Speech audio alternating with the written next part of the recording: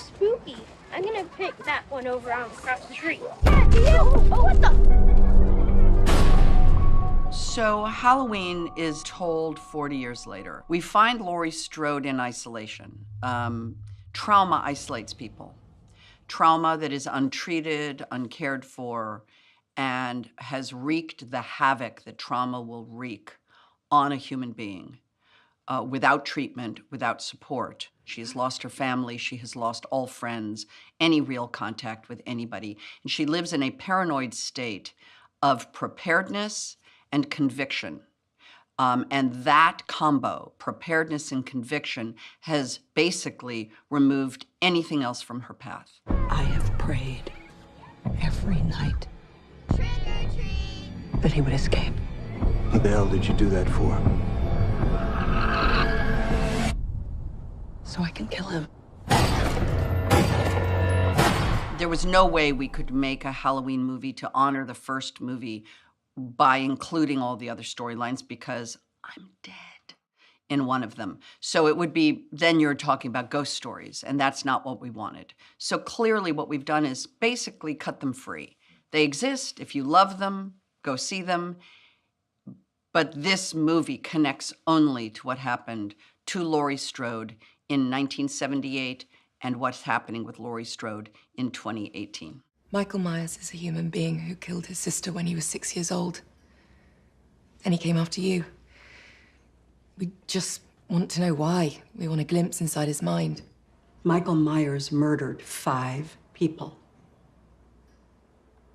And he's a human being we need to understand. They're transferring him. Tomorrow, 7 o'clock. You know, he'll be locked away until the end of his days. That's the idea.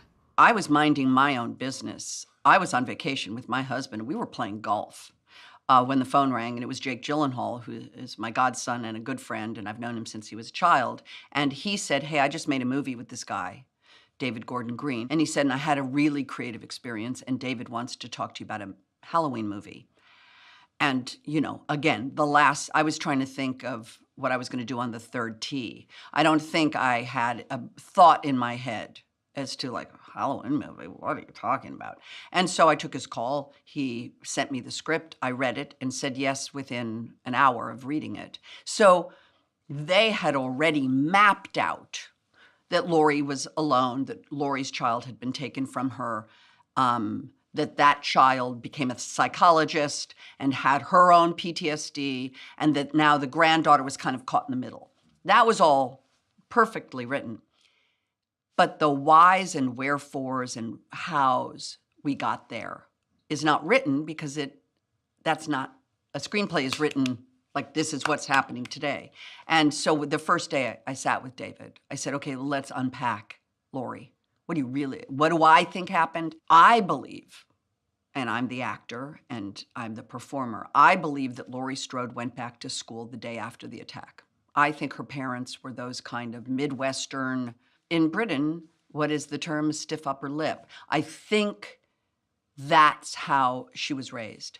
And for a while it worked. She was a very good student, but I'm sure an eating disorder kicked in, her grades started to slip, she decided to take a gap year, she didn't go to college, her parents may have died very young, and she was really left alone with her trauma, and it just started to eat her alive. And, before she was 30, she had slammed into the wall of men and alcohol and drugs and had a child and tried to raise the child, all within the cyclone of trauma, violence, fear, paranoia, preparedness. And in that cyclone, the authorities came and took her daughter, because she was not a safe mother. And now she was alone. And I really do think that's really what happened. Because I had to identify with it. I had to find out, like, well, what's happening here? What does trauma really look like? I've been preparing for this for a long time. It is not safe to be on the street tonight. Go home! Get out of here! Get inside! What was crucial to me is to tell the truth. I'm an actor. My only job, honestly, be it a comedy or be it a drama, be it a horror movie, is to tell the truth. How do I get you to think I'm telling the truth? And that's my job. And for me, the truth of trauma, what it looks like, had to be both emotional, so you see real emotion, and a fierceness, which is also what massive preppers. And a prepper is someone who is a disaster preparedness, doomsday preparedness person. And Laurie Strode is a prepper, but she's a Michael Myers prepper. She's not a tsunami, windstorm, and ice storm prepper with extra food rations. She's a Michael Myers prepper. The boogeyman, all this hiding, all this preparation, it was for nothing. I mean, it took priority over your family. It cost you your family. If the way I raised your mother means that she hates me, but that she's prepared for the horrors of this world, then I can live with that. Say goodbye to Michael and get over it. Andy and I managed one dinner before we started shooting, and it turns out she and I are almost identical. Not, she's gorgeous and I'm kind of semi-cute. She was discovered, I was discovered. She was going to college, I was going to college. And we both are starring in Halloween for our first movie, and she is my mother's twin. My mother's absolute twin is Andi Matichak. Judy and I didn't get to know each other at all, but you see, our characters are in conflict from the beginning. So it was perfect that we didn't know each other. We barely said hi before we started working. And because our schedules were different, we didn't spend any time together. But it was a kind of a perfect thing. Andy and I bonded in a big way. Judy and I barely got to know each other. I need to protect my family. You have no security system, Karen. Mom, you need help. Evil is real. Generational trauma is real. I'm in Europe. Europe has gone through tremendous traumas, and we know that through the generations, it carries. It doesn't stop necessarily with the generation that was perpetrated against the trauma. It actually carries on to children, grandchildren, great-grandchildren. So that was David and Danny's genius, was saying, here's how we're going to tell the story 40 years later. In fact, the original script is different than the movie today, which often happens. The movie opens now in the insane asylum where Michael Myers is in this beautiful sequence that's just terrifying. But the movie originally opened with Andy, my granddaughter, running as a jogger through Haddonfield. So you kind of got the same sort of ubiquitous small town America, welcome to Haddonfield sign with this girl. And then she ran upstairs in her house to get ready for school, and she opened louvered closet doors and pulled the string with the bear bulb. And you see, as soon as I read that, I went, oh, we're back in the closet. And it was putting us back in the closet 40 years later like that. And I thought, oh, these people are really good. That's very clever. And that's really how the movie opened in the script I read. Michael, I've got some people who'd like to meet you.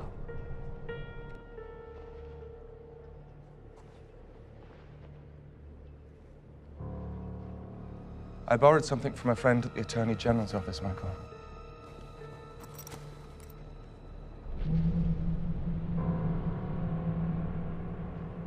You feel it, don't you, Michael? You feel the marks. Say something, Michael. Say something, Michael. Say something! He's the ultimate poker player. He has no tell whatsoever. By making it a human, but inhuman, by making it a human, but expressionless, by making him human, but no sound, but breathing. You know he's human because he breathes, but his breathing is sinister. By making him move slowly and deliberately, makes you think you can outrun him, but he kills so viciously and with such disregard. It has no rhyme or reason. It is terrorism. It is the ultimate reason why terrorism scares us so much, because it's random. And in his case, I think the enigmatic nothingness allows us to project. He's like a movie screen. We project everything onto his face, and we project all of that fear that we feel. He kills indiscriminately, and I don't think he has a connection to those people. I think he is just a killer. But he fixated on a girl he saw walking down this street who was very different than his sister, who he kills in the beginning of the first movie. A girl who was singing innocent song, I wish I had you all alone, just the two of us. I would hold you close to me, so close to me, just the two of us, so close to me. Not sex, it's not dirty. It's not all the things that we're all so aware of with the interworld that comes into our phones. But you see, he stood there and fell in love with her. And you cannot dissuade someone from love. And even though it's a very sick and obviously dangerous obsession, that connection is real. And she is now Loomis. She now knows that he will come for her, which is why she's a prepper, which is why she has lost her child in exchange for preparing for him, because she knew he would come back for her. And I don't know why that is, but that was just John Carpenter and Deborah Hill creating a love story for the ages. Dark, twisted, violent, crazy, scary, heart-pounding, but a love story nonetheless. And I think that's the secret to why Halloween is so successful.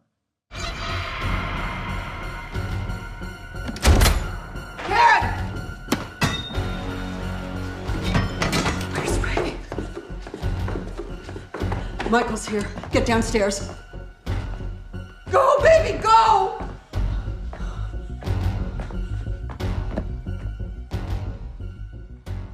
What makes a great horror film is a connection. That's what this art form does. It connects you. And I think what fails in the replication is that they replicated the knife thrusts, they replicated the look, but they missed the inherent connection between humans. And that's why Halloween was successful. That's why this is successful. We got a review from Rolling Stone that's 5 words, individual words with a period at the end.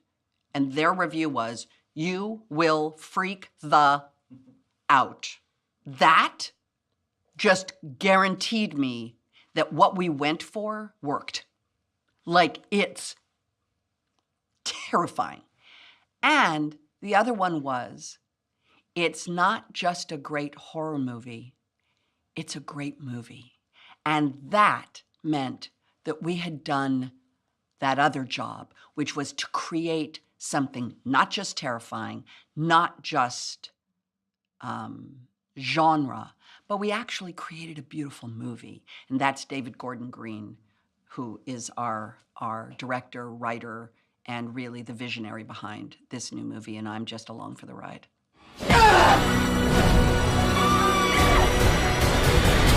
I'm very happy, very proud to represent this woman, Laurie Strode, at a time when women are standing up to be counted, to share their experiences and their hope that you can survive them. And I am a living embodiment of that in so many ways. Happy Halloween. Make good choices.